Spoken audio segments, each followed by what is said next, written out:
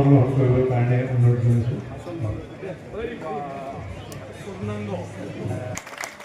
এয়া আমাৰ সন্মানীয় অসম বিধানসভাৰ অধ্যক্ষ শ্ৰীযুত। ইয়াৰ পিছতে খুলিছোঁ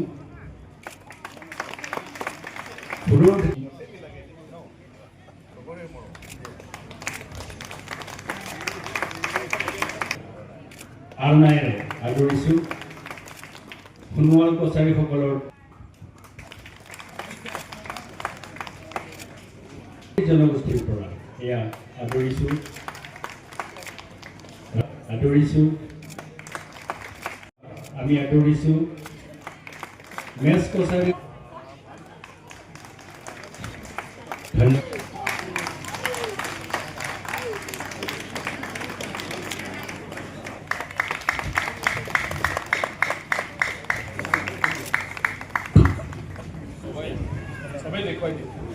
এতিয়া আমি এই আপোনালোকৰ সন্মুখত আমি মুকলি কৰিছোঁ।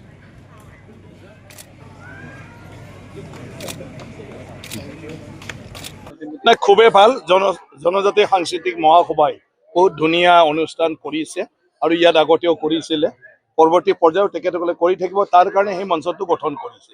কিন্তু যেনেকুৱা মঞ্চ মানে তাতকৈও মই ভাবিছোঁ তেখেতসকলে বেছিকৈ আৰু এক্সক্লুচিভলি মানে জনজাতিসকলৰ কলা সংস্কৃতি সেইবিলাক লৈ মানে কৰিব পাৰিছে।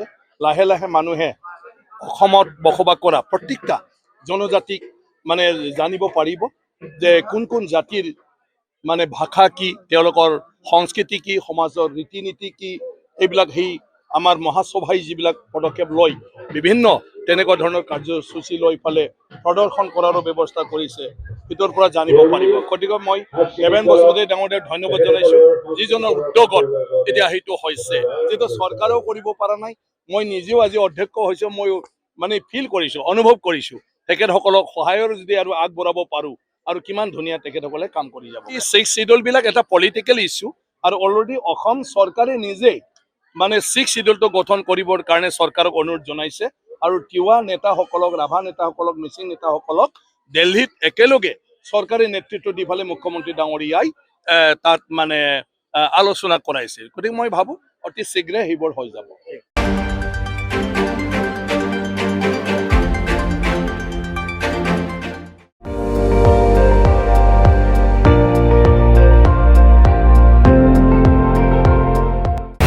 আপুনি চাই আছে ND24, সৰ্বশ্ৰেষ্ঠ নহয় সৰ্বোত্তমৰ দৌৰ।